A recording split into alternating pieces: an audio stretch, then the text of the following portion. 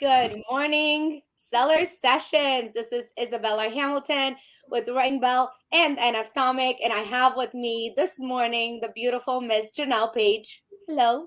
Hello, Isabella. Pleasure to be here. And hello, everyone live. Thank you so much for coming. Christina's been telling me so much about you. She's like, I am just in love with this woman. I'm in love with this woman. You have to talk to her. And I've seen you on Facebook before, and it's a small world. I mean, it's a big world, but it's very small. So it was bound that we were going to meet. So I'm so happy you made it. Yes, well, I love Christina too. So any friend of hers is a friend of mine, and she speaks very highly of you as well. Oh, you're so sweet. So where are you located, Janelle? I'm in Utah, Salt Lake City. Ooh, Utah. I can't say I've been there. Well, if you ski or mountain bike or rock climb, this is the Mecca. So I love it here. That's amazing. I was looking at your website, and first of all, guys, everyone who's listening, you have to go to Janelle's website. I think it's so cool. The vision, how you talk about like your life, and I'm just so impressed with all the things that you do. First of all, you have 4 kids, right? I do, yep. And the twins that are 17, 15-year-old, and a 13-year-old. So it's a really fun age. Wow. And I was just looking through your website and your video, and you are teaching so many different things. So the first question that I had in my mind is like, how are you able to do all of these things? Like, how? I know people always ask me, how do you do everything? I'm like, well, I have no relationships outside of work besides like my children. Like I'm not married. I love being single. I'm single by choice. And my passion is building businesses and selling and teaching. And I don't know. I think if you're married, you need to give time to your spouse. Your children take a ton of time, right? So that's my work, and my children are, and then of course my passions, but I can do my passions with my kids. They all mountain bike, they all ski, they love to travel. So, they're my little posse. We go off. Maybe when they all grow up, I'll be lonely and need to like seek outside, relationships. But other than that, I mean, my clients are my friends. So I love working, and I don't know what it is about. It's never felt like work. It's something. I get up in the morning like a little kid on Christmas, and I'm like, where's my laptop? And I'm like at 4 a.m. I like want to get up, and I tell myself, no, you need to wait till at least 6 a.m. because you went to bed at midnight or something. I want to get 6 hours, but I've been that way for as long as I can remember. Do you feel like that's one of the key secrets to being extremely successful, just being super focused? I think they always say passion, and I'm like, I think you have to be in love with what you're doing, or else you do have to drag and force yourself. Like they say, you need discipline to do hard things, right? And if my work felt like really hard, I would need discipline. And there's certain things like that I don't want to do, but the minute I start doing it, I actually get in a flow. Like I don't love analytics and spreadsheets, but I've had to get good at it over the years. As an Amazon business owner and someone who's launched and sold brands, you have to understand your numbers. I love the more creative and the strategy side. So there are times when I'm like, oh, I've got to do a launch forecast. Ugh, you know what I mean? But I will like set little goals. I love that book, Atomic Habits, where he's just like, put on your tennis shoes and that gets you halfway out the door for your run. Like I'll set little things like, okay, you can eat your lunch after you finish your product launch. And I love to eat. So I'm like, okay, well then I'm going to hurry and do that product launch forecast on that stinking spreadsheet. So I do little games like that when I have to do something laborious. Oh my God. So is this something that you've always been really good at, like creating the small habits, or is something that you had to work on constantly? I think I have to attribute that to my dad. He was always like, let's set goals. He set my whole life. We've been achievement oriented and goal focused. I mean, I played every sport. I was involved in school athletics. I mean, school, like, student government, student body president, all that stuff. And then it was also like, I had multiple jobs. We just did things. And maybe that's why some people, maybe if I went to therapy, I might find out that I have some kind of achievement addiction or something, because I was raised like, it was always like, we were always asked like, how did your test go? And you'd be like, oh, good. And were you the highest in the class? It's like, yes, I was. Or, you know what I mean? Were you the best? It's like, so there's definitely that driven part of me. I don't know how much is nature versus nurture. And I thank my parents for that. because it's blessed me in my life. But I also am just extremely competitive by nature, and I want to be the best. Oh, I did hear somebody say the other day, the new book by Susan Cain, the one that wrote Quiet, about the power of introverts. Mm-hmm. She just wrote a new book called Bittersweet, and I've been reading it. I really like it. It's kind of about tending towards this melancholy and how creatives can tend to be kind of in the depressive state. But while I was reading it, there was some guy that made a comment, trying to think where I was going with my thought, because now I've lost my train of thought. I was talking about, remind me where I was going with this, because it was going to be really good. You're so funny. Well, we were talking about the habits and the power of habits and competitive and. Yes. Okay. So thank you. He was talking about how he tended to be a ruminator.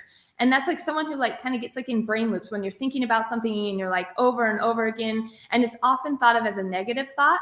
But the psychologist that was speaking in her book said that of all the CEOs and entrepreneurs that he's met, like ruminators tend to do very well when they can channel that toward like their business, because they get in these like thought loops or brain patterns. And like, if you channel that to like, how can I make my product better or improve the customer experience? Like, you are constantly thinking about that thought all day long, and you can actually then come up with really powerful solutions or creative. So, it's just teaching people, like, I don't know, I have friends that deal with like anxiety, and I would say, am I a ruminator? I'm like, I do. I'm kind of like probably a little OCD. I can get on something like a tangent and just go like super deep.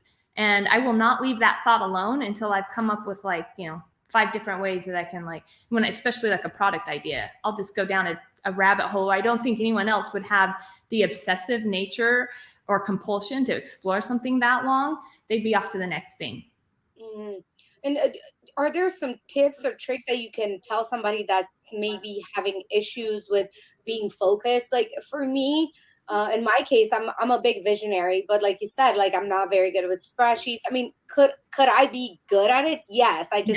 It's not my first choice. Like I'd rather be out at events and make connections and discover what other people love. Like I'm into people. Like that's my thing.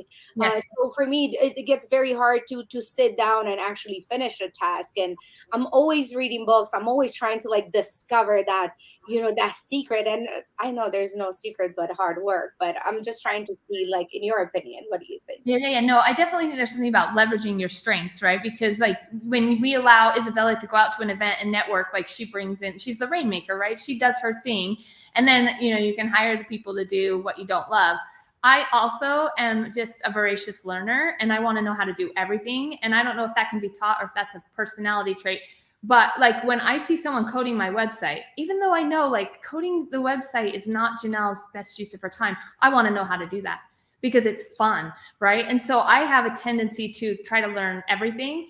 And then when it gets too overwhelming, then I'm like, oh, I need to delegate or hire. But I don't love people. Like when I say that sounds terrible. I don't love people. No, I know exactly what you mean. Yeah. I don't like when I go networking, I have to tell myself to go network. And people don't believe that because they see me on stage, they hear me speak, and they think, oh my gosh, you're so hilarious and fun and everything. But I'm like, I'm actually an extroverted introvert. Like I can turn on the extrovert, but then I have to literally go back to my hotel room and like not see anyone for like hours. I'd want to just like recharge myself because it takes a lot of energy to be on. That I want to be able to turn that off. So as far as like, can you develop that muscle? I think absolutely. And anything is like a muscle. We just have to train it. But do you really want to? I mean, I always tell my kids, we have one life to live. Like live your best life. I don't think if you don't want to do something, I actually just don't think you should. Like you can hire it, you can delegate it. I mean, I used to teach school 20 years ago. That's my, I went to school to become a teacher. And I can't believe now that I'm telling my kids, don't go to college. Like, who says that? Like, unless you want to become a doctor or a lawyer or something that requires you to specifically have training, like go get the best mentor that you can in a field and learn from them. And that's what I did. I'm self-taught marketing, e-commerce, I mean, I did not learn that in school. And if I did, I would have been learning from professors who learned it 50 years ago. It'd been totally obsolete and not even like applicable. So I'm always like, I would always look for someone in the field and be like, oh my gosh, they are where I want to be. And then whatever it took to pay them to teach me what they knew, and it's paid off in spades. And So, it will probably be much more worth spending that money on that mentor that can guide you for 1, 2, 3, 4 years in this case. But do you feel like, when do you feel like school is no longer applicable? Do you feel like kids should still go to high school and finish that? And why do you think school is still a big part of our life right now? Because yeah, I tend to have the same beliefs as you. yeah. I think school, I tell my kids, is go live your best life. Like, it's free public daycare, but it's not really free because they tax the heck out of us, right? So I'm like, go to your daycare and have fun with your friends, and then come home and learn something, a skill that you can provide for yourself. And I like my kids to focus on what I call high income skills, copywriting, website design, engineering, things like that. Like, that can't easily be replaced with, automation or AI. There's just, if you have a high income skill and you have social skills, so that's why I think school's important, as far as like, and you don't necessarily need school, you need to learn how to interact with people. You need to have a good heart. You need to be honest, integrity, hardworking. Like, I always said, I built 2 agencies and sold them. And, when I was hiring, it was like attitude, aptitude, and integrity. If they have those 3 things, I can teach them the rest because I'm a teacher. And, we all know how to make an SOP. So it's on us, if we can't show someone with attitude, aptitude, and integrity how to do what we need them to do. So I just tell my kids, you know what I mean? If you've got that good heart, good work ethic, and you tell people, if you tell someone something, you're going to do something, and you do it, you're going to beat out 95% of the population. Because I can't tell you in my professional life how many times I have people tell me they can do something, and I'm like, they're just blowing smoke up my skirt. Like, why would you tell someone you can do something and not do it? Like, you've just completely destroyed your credibility. And that's, the world is small. Word of mouth marketing, like, you've destroyed absolutely your ability to build a business, and your reputation is everything. Yeah, I had to go through that a lot, and it's like my love for people always makes me trust first, and especially if I have a good connection with that person. But I couldn't tell you how many times I spent so much money on something that was like promised, and it turned out to like be nothing, and Yeah. now I had wasted money, thousands of dollars, and the time that I could have done. And it's, I never know. Like, you would think by now I had created some type of intuition towards this, but it's like it always gets me because I see the best in people. I want to believe them. I want to give them a chance. Even in some cases, if somebody's like, that person wasn't that good, but when I talk to them and I just feel their pain, I'm like, you know what, like, we can do this, and then they let you down. So I think that's important. But it's like, how do you even develop an intuition, if we may even call it so, for scammers out there? Yeah. What's funny is, when you were speaking, I'm like, well, of course you see the good in people because we see what we are. And, if you think about, we put on like our sunglasses, right? Or our lenses that we see the world through, and we are basically projecting ourselves onto others. And so when you're an honest person, you assume, or you see everyone else is honest, because in your heart of hearts, you're not out there looking for ways to scam or trick, and you don't personally, your level of integrity isn't such that you would tell someone, hey, I can do A, if you can't. You just wouldn't say it. And so that's why I think the question you're asking, it's a beautiful thing that you have that experience, because it speaks to the integrity of your soul. And how then do we, there's 2 ways to walk through life. Do you go through life distrusting everyone? I think that's a terrible outlook on life. Or do you just automatically give trust, and then sometimes you get burned? I've been burned. For as much as I give trust, I've been burned probably 2 or 3 times that I can remember were pretty good burns. But the rest, I'm a humanist. I tend to think that people are good. And I always, we can get in those like moral debates, but I know some people think that no, humans are not basically good, but I tend to want to live my life that way, and with that viewpoint, because it makes me happier. And so how do we develop that intuition? I don't know. I think we just continue to give people the benefit of the doubt. And I think it was Oprah who once said, burn me once, shame on you. Burn me twice, shame on me. And so, you know what? We might get burned, but I prefer to walk through the world with an open heart and get burned occasionally. So beautiful. That is so beautiful. I'm reading this book. I don't know if you read it, Anthony the Mellow Awareness. Oh, that's my favorite all-time book. I read it like 3 times a year. Okay, so a friend of mine just gave it to me. Shout out to my friends out there who are so amazing to give me books. Books are literally my favorite gift. So whoever's listening to this, if you give me books, I will forever be indebted to you. But Good. I was reading this, and he's quite harsh in this book. You He's totally quite is. harsh, but at the point of like, it's so realistic, but it made me think, like, because I am a good person, like, in my heart and my soul. I know I'm a good person. I wake up every day, I'm like, I know I'm a good person. But then he talks about even this little things, like when you do things, like, you just have to admit, like, there's something there for you. And I never thought of that, because I'm like, I'm a good person, I want to do good in the world. Like, my purpose in this life is to inspire millions of people into trusting and believing in their own powers and creating their best life. Just Yeah. like, I was so in love with your your website, because you're like, living my best life. I'm like, this is my girl. But what he's saying is, like, even, you know behind all of these, like, selfless thoughts, there's still something there. And he made me kind of like shocked in a little bit, because I'm like, no, I'm a good person. Like, Yeah. what do you mean? But if you really dig down, it's like, we do things, like, I maybe boast in the fact that I am a good person. And I'm like, most people don't want to admit that. And he starts with that, like, I'm not trying to wake people up, but wake up. And I'm like, it hurt. And doesn't hurt necessarily, but it does affect you. It's like, wait, so my whole life has been a lie, in a sense. And it kind of almost desensitizes you to, I don't know. What do you think of this book? Yeah, I know. I love that part in the book. It's just he like helps you get woke, right? But I love when he says, "I'm an ass, you're an ass, we're all asses." You know what I mean? And like it's sometimes you need to have that ego check where because here's the thing. I think, like, everyone else talks about motivations matter, or like what you're saying is like,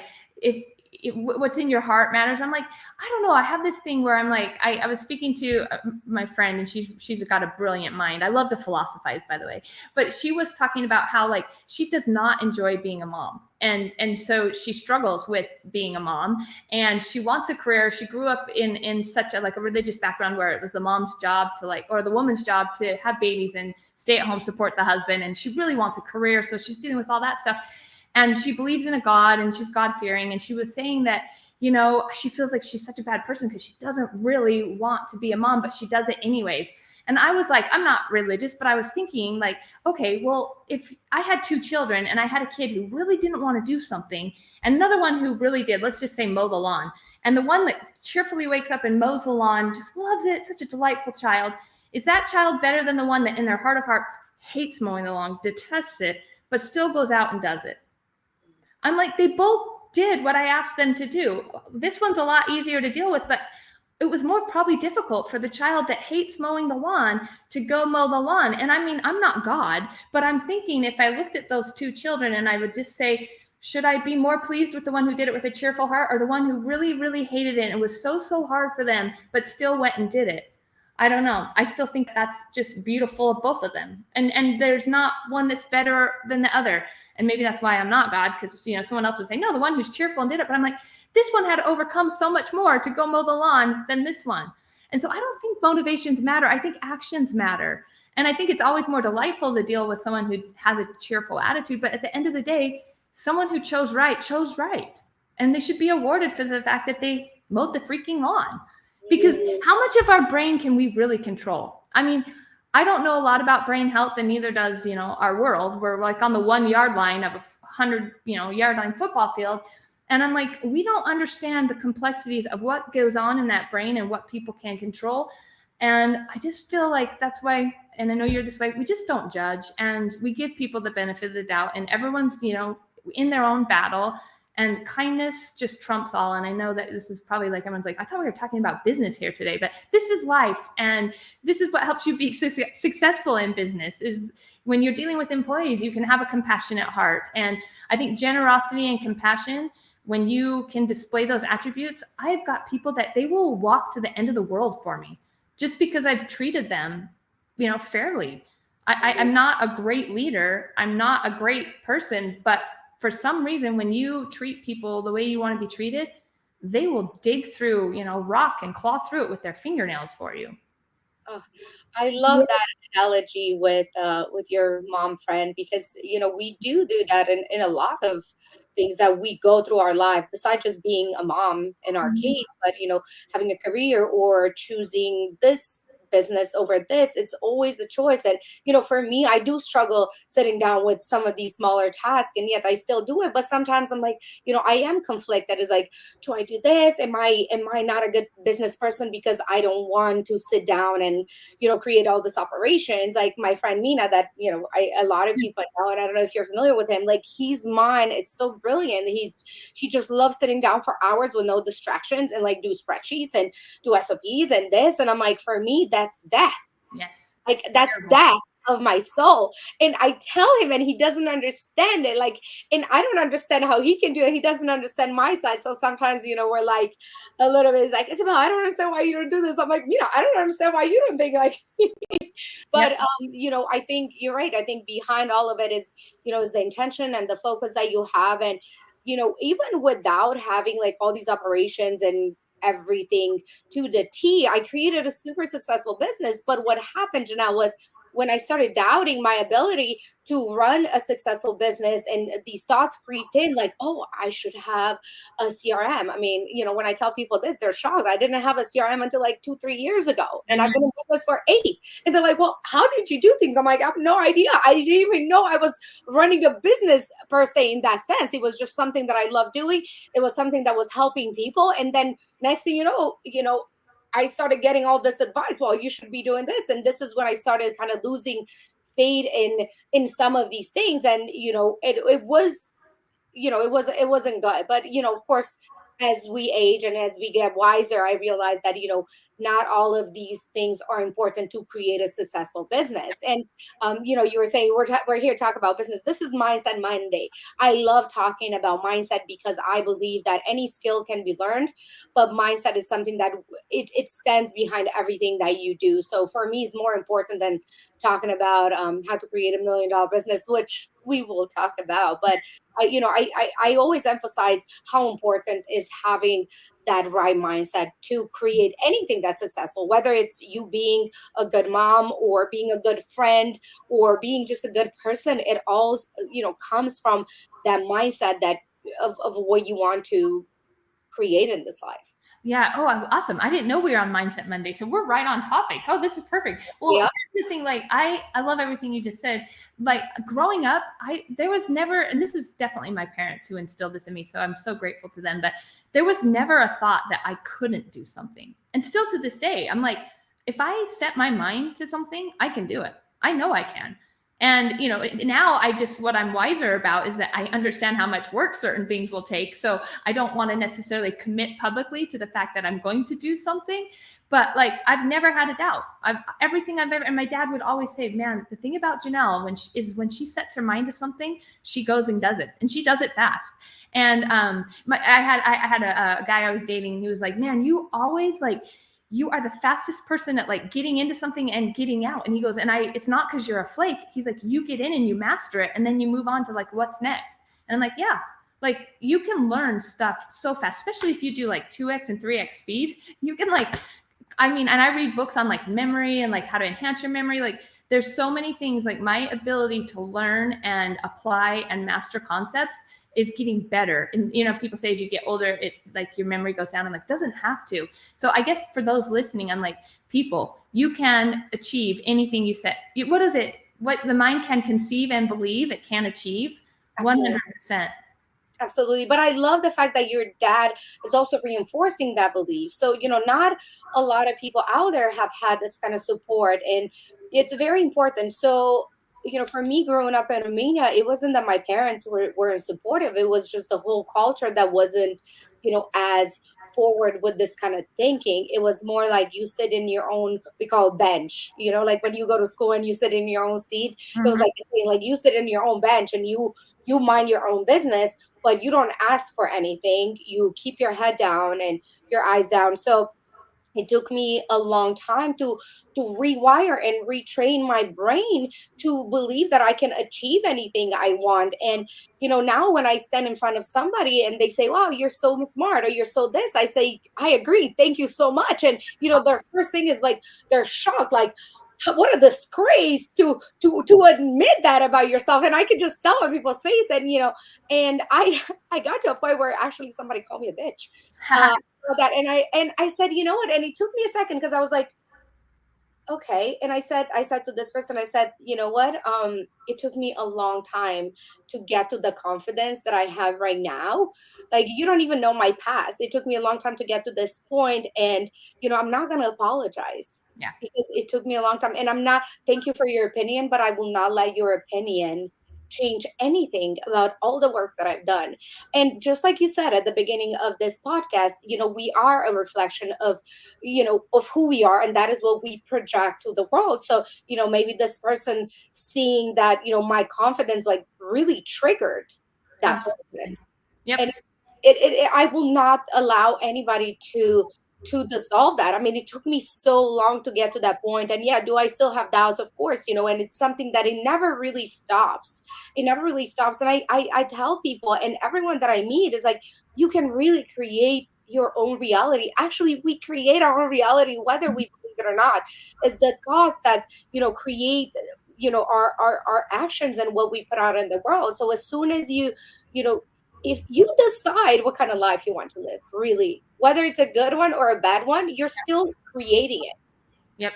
100%. Yep. We are the creators of our world. You know what I love too about having kids is like, I love like when they come home and they'll tell me like something someone said at school, and we have those conversations. Like I remember my child coming home one day and she had gotten these new shoes that she absolutely loved, and they're a little loud, like these Converse, like tie-dye and everything. And she was telling me that her friend had made fun of her shoes. And I was like, well, are they her shoes? And, she was like, no. And I said, do you like your shoes? Yeah, I love them. Okay, then why do we care what she thinks about your shoes? And you have those little moments like to really impact and I remember she's like, yeah, why do I care what she says about my shoes? I love my shoes, and I'm like, if every child had that, not saying me as a mother, but I had the wisdom in that moment to think about like, what do we care about what Anna says about your shoes on the playground? That I just feel like if I could do one thing for children all over the world, is just to teach them the things that I've learned. And like you're talking about, to own your power, to never be afraid, like realize when someone says something hurtful, that it comes from a place of hurt in them. It's not about you at that point. You know what I mean?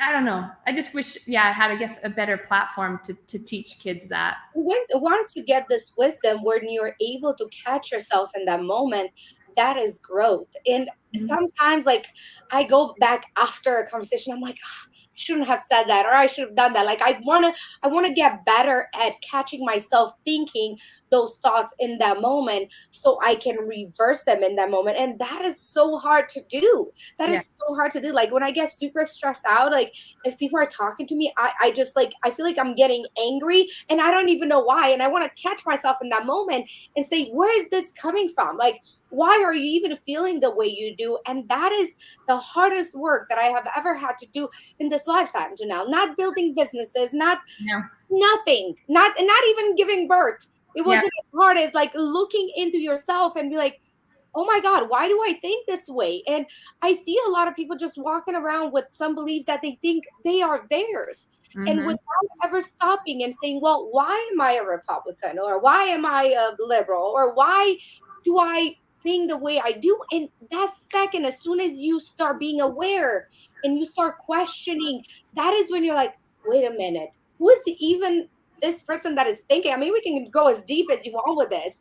But like once you catch yourself, you're like, wait a minute. So am I this way because I have heard it in the past? Is it because I've seen it in the news? And sometimes that's all it takes for you to just kind of step away from you in a sense and look at you and be like, wait, this is me. This is what I think, but why do I think this way? And once you do that, your whole life will change. Yeah, you're reminding me of Michael Singer's book, The Untethered Soul. Have you read that one?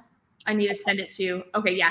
I love, because he talks about that, like, you sit in this seat of awareness, like if you can like extract, so like for the listeners, like take yourself out, like almost feel like you're hovering above your body and watch yourself act throughout the day in a non-judgmental way, but just like, oh, interesting that Janelle's feeling triggered right now as, her friend's talking to her about her success. Like, wonder what that is about Janelle. Like, there's no judgment. Instead of like, how you mentioned you'll come home from a party or a get together and be like, why did I say that? We always start going into self-flagellation and beating ourselves, but why not step back and observe, okay, when Izabela said, or, when Janelle said that, what was she thinking or feeling, and why did she say that?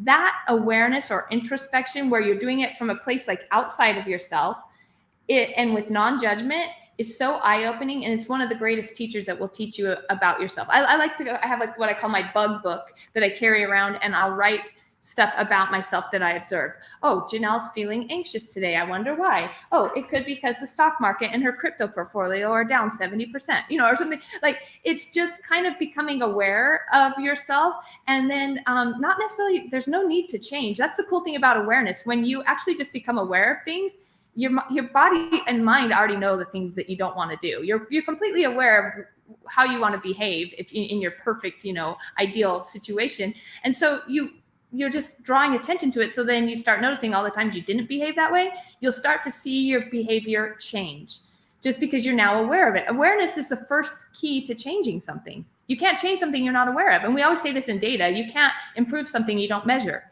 And so if you're not measuring your actions daily, which is what we call awareness, how can you improve for the better?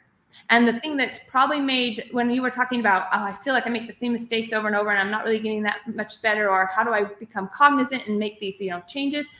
I found that the more I tried to change, the more discouraged I got, because I felt like all I was doing was focusing so much on how many times I messed up. And when I started just actually focusing on correcting or apologizing when I behaved in a way less than I had hoped to, that the change started to happen, because it was the pride in me. And I'm talking about mothering, like children. You know how sometimes you can say something and you're like, man, why did I say that? But then your mind will immediately start going to all the reasons why you were right. Your mind wants to justify what you did. And to swallow my pride and just get really good at saying, I am so sorry. I think I said that because, I've been really stressed out today. And, it may feel like you're making excuses, but to a child or a colleague that you're saying, oh my goodness, I can't believe I just said that. I'm going to stop right here. You're right. It's funny. I do this over a dumb little thing, but we were in the car and my daughter turned on her music and I was like, oh, some of their music I do not like. And I was like, oh my gosh, this is the worst song ever. Can we play something better? And she was like, Mom, I really like this song. And I said, okay, I am so sorry. That was so rude of me. Instead of me going on about like, you can't even understand what they're saying. They're just like, I was like, you're right. There's songs that I play, they have to listen to Taylor Swift 24/7 because I love her. And so, and that's just a small, stupid example, but it's you can kind of apply it to your own situation. Just being quick to say, I'm sorry. And even if you don't mean it, when you are just saying sorry and stopping that, it's kind of like a pattern interrupt, like I'm sorry. And then just leave it at that until you do actually feel sorry, because when you cool down a little bit, you will realize that you were probably in the wrong, or at least just not in the right. Sometimes it's just neutral. Exactly. And that's the thing. It's like once you start being aware, then you are able to change things in your life that you weren't even thinking it's possible. So I know a lot of us, tend to hold on to things, even for the sake of like making sure we don't delete everything for the past years that we thought were right. So like if you come across a new principle that it makes you kind of like think of everything that you've done and said before, a lot of people say, well, I don't want to let go of this belief because that means I was wrong all these years. So even though they know this is the right way, but they're going to continue believe, or at least making themselves believe their own belief, or really fight for your limitation, right? They say if you fight for your limitations, you get to keep them. Yes. I forgot who said that. Somebody very important. Joe Dispenza or something. I love Joe Dispenza, by the way. So it's like a lot of people do wake up, but they choose not to proceed with this new thought because that would mean they were wrong this whole time. Yep. That's hurtful to people. But how amazing would it be to say, you know what, I was wrong 20, 30, 40 years. But what a great opportunity for me to change that. And you don't have to go and announce it to the world. Hey, world, I was wrong all this time. But, start your actions from this new belief and this new way of life, and forgive yourself, because that's another thing.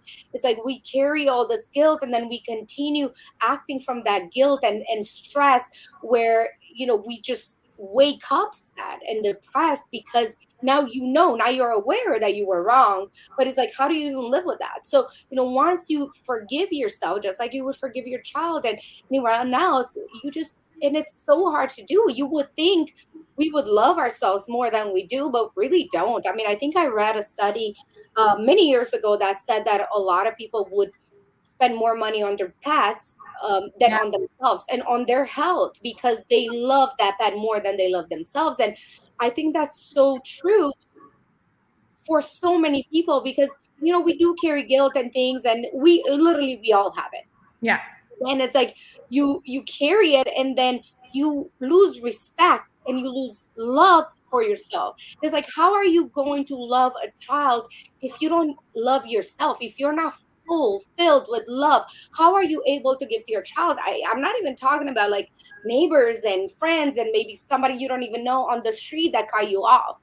And it's like, it's all a circle. And it's like, once you start giving yourself that empathy and that love, that's when you can be more open and give the world the love that you now have for yourself. Yeah, that's beautiful. I love all the stuff like by Tara Brach and Kristen Neff about radical self-compassion and all those things. It's like, yeah, an empty vessel can't give any water. Like, and your self-love, the more you love yourself, the more it will spill over into others. People that are full of self-hatred, that can't help but spill over into their interactions with others. So no, 100%. And when you were talking to, there was a quote that really impacted me. It sounds like we probably think about a lot of the same things, which is so cool. I can't believe we haven't met till now. But she was saying that, and I want to say it's Anne Murrow, or it was Eleanor Roosevelt, who said, if you're not embarrassed by the person you were yesterday, you're not learning and growing fast enough. And I was like, oh my gosh, it was just a mental flip in my head that helped me realize, because I have that where I look back and I'm like, oh my gosh, I can't believe I did that, or I could be embarrassed about it. And now I see it as like a trophy that, man, I'm better today than I was yesterday because I look at how I behaved yesterday or last week or last month, and I'm appalled, I'm embarrassed, and that shows growth, that shows progress. And so it should be a positive thing. It should give you hope when you are embarrassed by who you formerly were or what you formerly did, because when you know better, you do better, so you're getting better. Yeah. And it's, I have conversation with so many people throughout, I love people. If people don't know, I love people. So when you are out with a lot of people, you get to meet a lot of different interesting people. And this is one common thing that I always see in people is like the doubt of themselves. And that stops people from achieving so much in their life. And this is why I said, my biggest goal in this life is to hopefully be able to inspire people to take a chance with themselves, because I do believe every single one of us is so special and unique. And I remember I used to work at an embassy, oh my God, many years ago in Asia and Burma. And I remember asking this colleague of mine, I said, do you feel like you're special? Like, do you feel like, she was very religious. And I said, do you think God made you special and unique in your own way? And I remember being very shocked at her answer, because she said no. She said, I don't believe I'm special and unique. And, for me, I always thought I was special, because this is why, because I wake up, it's still me. I wake up with my own thoughts. Everyone else, I mean, I have interactions with many different people, including my child and my family, but they're just almost like side actors in my own movie.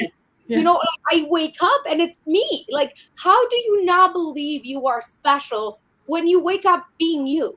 Yeah. I don't even know if that makes sense. Like, you're always you. Like, everything else that happens is outside of yourself. Mm-hmm. So aren't you like almost in a way godlike? Because you are always you, and you are always you with your thoughts, and you create things by speaking, by doing. And how can you not see yourself special? And I think that is where everything starts. Like, if you don't put any kind of value in yourself, how do you expect others to put any kind of value on you? Or really, I mean, it's just, I mean, as I said, we can go as deep as you want with this, but it made me question everything of how people really think. Like, if you wake up every day thinking you're not special, you may do things that Mm-hmm. might not be good for the world, because you're just like, oh, I'm just here for a short time and I don't need to impact the world. But yeah, I believe that we are all so special and unique, and I believe we all have our own gifts. which is why, competition. Yeah, I love competition. We are both business women, but I know what you have is different than me, and what I have is different than you. It doesn't make one better or worse. But together, if we put all our minds together, right, we can create an amazing world. And maybe now I'm, maybe being too out there, but that's what I believe. Yeah, I love hearing you talk because I guess I forget what a gift our mindset has been. And I don't really think that I do a lot to cultivate it. I am a voracious reader and I am very thoughtful. But when I hear you speak about someone who doesn't feel the way we feel, I think there's no greater work or gift that we can give that person than a correct mindset, because you're absolutely right. It's the foundation. It's the beginning of greatness. Like, it colors everything you do. And I take for granted, I guess, that I have this great mindset and never even think that maybe we need to back up with people and start the work there. So what you're doing, if this is what you're passionate about and this is the most important work that you could be doing. This is what will revolutionize and change the trajectory that somebody's on. Because without the proper mindset and that feeling that you can change the outcome, that you are powerful, that you are special, that you are unique, that has to be instilled. And I think that's the greatest gift we can give our children, we can give our colleagues, we can give the people of the universe, who come into our world. I think what a noble calling that you're engaged in. What a noble endeavor. Oh, you're so sweet to say this. I mean, it took me a long time, because as I said, once you start questioning yourself, you're like, why am I even here? Like, Mm-hmm. what am I doing in this world? Mm-hmm. Because I can say a lot of people wake up every day and they go to a job that they might not like, or even if they like, they still feel they need to do that. And it's like you start thinking like, why was I even born? Like, Mm-hmm. what the hell am I even doing on this planet? Like, they Yeah. don't find their calling. And I always feel like if you don't know what that purpose is, just start being a good person, because I Yep. feel like it will come to you. Yep. And for me, it's been a journey, and it's been a really long journey for me to find out what my purpose is. And the more I talk to people, and they leave feeling a little better and a little lighter. That, like, again, fills me up, which is why I had a little issue, not issue necessarily, but with this book, because I'm like, am I doing this for my own self-interest, or am I doing this because I'm really good with people? And that's every time I read a book, and it kind of like changes everything. But at the same time, of course, I still want to be on the road to that purpose that I have, because we can create businesses, we can have kids, we can get married, we can get divorced, we can do all these things. But what is really our role on this earth? And how can you leave this earth thinking, wow, like, this was a nice ride. Like, I feel like I've done my part. And I think my biggest nightmare or stress would be to have left this world without impacting people. Yeah, no, you absolutely are making an impact. And back to the book where you're talking about, is there truly altruism? I remember having this debate years ago in a moral philosophy class, and it's like, altruism means like you're doing something with no respect or expectation of reward, and completely selfless. And I remember the professor was even arguing that even in our historic history, where we look to Jesus Christ as like the truly altruistic being, like you could make an argument that he wasn't. He was fulfilling his father's will. He was trying to be obedient. He was trying to be the perfect son. He didn't give his life freely. He did it because, he wanted to please his father. And so, I'm sure that really upset a lot of the people in the class. But to me, I look at it like, well, then nobody should really worry about their motivations, because at the end of the day, he did what his father wanted him to do. And of course, we can make an argument that nobody's altruistic. I don't go to work because I absolutely love it. I might love it less if I didn't get paid for it. You know what I'm saying? Like, I have reasons. Like, it obviously does something for me to build businesses and sell them. Like, I'm getting validation. Like, I'm not doing this just because, you know what I mean? So like, we can go layers deep. And like I said, we'll get all the way down there and find all these motivations. You get something out of the reason why you're trying to make the world better. Sure, if it makes you feel like a better person to make the world a better place, who cares? You're doing it. You're doing good. I don't think the motivations matter. I think you just need to take that thought and be like, what does it matter? Observe it. It's there. And I always tell my kids this, just because you have a thought doesn't make you a bad person. Thoughts come, they percolate up to the surface and we can't control them. You can just name it and be like, interesting thought, but we don't have to identify with it. Like, I can walk down the street and see someone and think, oh, they're hideous. I mean, I would never do that, but if I did, it doesn't mean I'm a bad person. That thought came out of the nether. I don't know where that came from, but I can just say, hey, that wasn't a kind thought. And that's it, you know? Exactly. So. And we do get like different thoughts from different things. I mean, we are exposed to so many stimuli throughout the day that, you know, sometimes it does make you question, like, again, it's about that awareness. Like, where's this coming from? Like, who said that? Like, but it's, you know, it gets bad when you actually identify with that, and now you start calling everybody hideous, and then you know, you might go down the rabbit hole and say, wow, I am a bad person, so let me continue being bad. I mean, that one thought can actually take you down to so many different levels that you weren't even expecting. So you're right. I think just looking at it and say, wow, that was just a thought. Thank you for your, hi, Jenny. I tell my kids, name your actors in your head. Like there's, you know, there's the part of you that's like anxious Aaron and judgmental Jenny, you know, and you can like, when a thought comes, you can be like, oh, judgmental Janelle, like, where did that come from? That's not me. That's not who I want to be. That thought came. But like you said, you acknowledge it and you don't identify with it. You're not a bad person. You looked at the thought and you said, oh yeah, no, go away. You know what I mean? Yeah. We don't have to identify with our thoughts at all. Yeah, and I mean, we are everybody's fighting for our attention, you know, like Instagram, Facebook, all of these. And, you know, they could be used as tools or they could be used as what they are. I mean, they will try to get your attention. So you might think that, you know, because you see all this Instagram models every day, that you may see a regular person on the street and be like, wow, that's not a cute person. But then it's like, where is this coming from? Like, I was not thought to be this way, or that is not my belief. Like, I am a kind person. Like, why would I, you know, I'm not perfect. I mean, and honestly, those who are good looking, like I think I'm good looking, but that's not because of me. Like I didn't, you know, I didn't create this. Like I am blessed and I'm thankful, thank God, because I do think, you know, good looking people have a better chance in, you know, a lot of these things. But at the same time, I can't take credit for that. Yeah, we got lucky. Yeah. If I cannot take credit for that, you know, when people say, oh my God, you're so beautiful, it's like, you know, it's almost like, because again, like I question everything these days and I'm aware of everything. And it's like, okay, if I don't say thank you, then it's like, wow, she's not nice, right? But then I say thank you is not something that I've done or anything, you know, so it's, and that's another thing. When you start working on your self-development, you will find out that you literally question, why do I wash my face with this hand and not this hand? And it's, you can really go deep, but obviously, you know, you want to be able to focus on the things that matter and then, you know, work your way down, I guess, from there. But you could be sitting down for hours and days, just really going deep into why you are who you are. Yeah. Yeah. Oh, and you'll love Kristen Neff's work on like radical self-compassion and just like how we speak to ourselves. Like, yeah, just tell me your address. I'll send it to you. Oh, I'm like writing things down. I love when, you know, people recommend books because it's like, for me, books, Janelle, are just so like touching because like somebody put in their whole life work in some cases.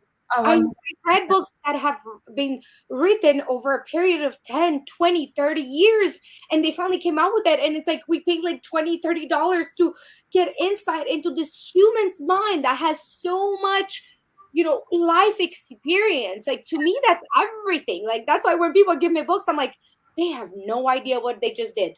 I know. And you know what? That's why I love hearing your story, how you were talking about how you've worked so hard and you've come so far from, did you say you're from Armenia or what? Romania. Okay. Yeah. So I'm like, anyone, you can learn anything through books and YouTube today. There's not an excuse for anyone to not be able to do anything they want to do. You can learn how to build a freaking rocket on YouTube. Like I'm just telling my kids, like you can be and do anything you want. There's no limits. Like, especially too, because I have money that I can help you with. Like some people, they have to scrape by and figure it out, but like they can be and do anything they want. I think we live in those incredible times. It's such exciting times. Yes, the world has struggles and problems, but if people like us come together, we can tear down those problems. You know what I mean? Like I have no doubt. I don't love the messaging that we're getting today and, you know, from the media. It's all very negative. If you consume that stuff, it's garbage. It's going to destroy your brain. You've got to turn that off. You've got to focus on what you can control. Surround yourself with other wonderful human beings. I mean, you are the sum of the 5 people you spend the most time with. And when you think about the people that you surround yourself with, are they encouraging, inspiring you and motivating, or are they like crabs in a bucket tearing you down? I think that's one thing we also forget is like, you have to take a good hard look at the people around you, and they should be building you up, making you feel amazing. I remember, oh gosh, it was probably my daughter was in 7th grade. She would come home and just in tears. Her friend would say mean things. And I just said, honey, those girls are not friends. I would never say an unkind word to a friend. Friends are your champions. They should build you up. When you're with them, you should feel like $1,000,000. You need a new group of friends, girlfriend. And her changing her friend group was the best thing she ever did. You know what I mean? You God, should never feel that way. I love that she took that and she really changed. And I have a 6-year-old, so I do want to like teach him these things, and I'm always worried, like, oh my God, is he gonna be okay? I mean, that our kids are like our lives, so I'm hoping that just by being me, he will get to learn some of these things. But then you're at home and you kind of take off from work, like even the mindset, like I consume my days, like that's all I think about, Janelle. Now it's like, and maybe I go too much into it, but I understand the importance of what this is. So if I can, I have this big dream of changing the world, but it's like, can I help my kid? And that's a worry that I live with every single day. So to hear you say that, I love it. I love to know that your daughter took your advice. Yeah. No, you are impacting your child because you are you. And you know what I mean? What you say is more, or what you do is more important than what you say. He's around a confident, loving woman. He will absorb that. So that is the most important work, right? That we will ever do is always within the walls of our own home. And then we can expand out. But these are the people's minds that we get to shape, and they learn from how we act. And my kids just know that it's a privilege to be with me. Like I say that with all kindness and compassion. I'm not in an arrogant way, but I know my worth. I know the value I bring to relationships. I know the love I'm capable of. Like it's a privilege to be with me. And I teach people how to treat me, and every person needs to walk that way in life, that like you need to teach people how to treat you when they are not treating you okay. You let them know, and you do that out of a place of because you treat them well. You can't demand of someone something you're not willing to give. But when you are aware of what you bring to the table, of your self-worth, you will not tolerate people treating you less than that, because you don't treat people like that. And so I think that's one thing that if I can say on my tombstone or when I die, that I think I did well at teaching my children, is that what, it's a privilege to be with you because you are kind, beautiful human beings. So don't accept less, and teach people how to treat you. The minute they do something that's not, you can't tolerate that, or it teaches them that you will let them behave in less than appropriate ways or treat you in a disrespectful way, and that's not okay. And that's the thing, because most people think, well, even if I think differently, I don't want to show them because then they're not going to like me anymore. It's like we have to kind of let go of that. Yeah. I don't care if people like me. I would rather be respected than liked. And that is something that you have to teach. That comes only when someone reaches a place of security, like self-security, and knowing who they are. And I'm not perfect at this, but I know I've done a lot of inner work, and I've come a long ways. I honestly don't care if somebody likes me. I'm not a rude person, but my job is not to make people like me. But it is my job to be respected, and people who are respected are people who have honesty, integrity, they're kind, and they're compassionate. And I don't know, maybe there's a lot of people who don't respect me, but I don't know. And I hope that I'm living my life that, in a way that I am earning respect, because that is something that I would like to be, that kind of person that does that.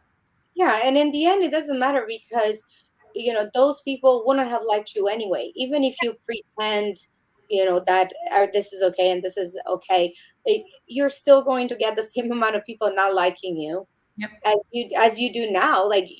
But what you're doing, you're really hurting yourself and your beliefs, because every time you give in to this negative thoughts or negative, circles around you, you think you're making yourself like, but really people are still not going to believe what they want about you. So it's about building, like you said, your integrity and your love for yourself and that security. And a lot of people do work they don't like, they have friends they don't like, but they think they should, or at least act like they do, and that just hurts you deeper and deeper and deeper. It's like you can never get on top. And most of the people don't want to admit this because, okay, they might lose some friends. And yeah, it may be hurtful because some of these people you love, just like you said, so you are who you surround yourself with. And that's hard to say because sometimes that's family, sometimes those are really close friends. And you don't have to be harsh about it, you don't have to be like a mean person, but you do have to understand that this person is not helping me bring up, actually it's draining my energy or whatever it is in that case. But it's, again, it comes down to being aware. I love, there's this one guy, I just found him on YouTube, Hindsight, I think his name. He's amazing. I like, when I go to YouTube, that's what I go for inspiration. But another thing he says is like, every time you tell yourself you're going to do something and you don't do it, you don't even know, but you're losing respect for yourself. And when he said that, I'm like, oh, because I tell myself all the time, oh, I'm going to like clean my closet today, or I'm gonna put my clothes away or whatever. If I come from a trip and I don't unpack for like 2-3 days, and then like that guilt is like, oh my god, I'm terrible, I always do this. And then it's like, every time you tell yourself you're going to do something and you don't, you lose your respect for yourself. And it like hurt, but it kind of woke me up. I'm like, ouch.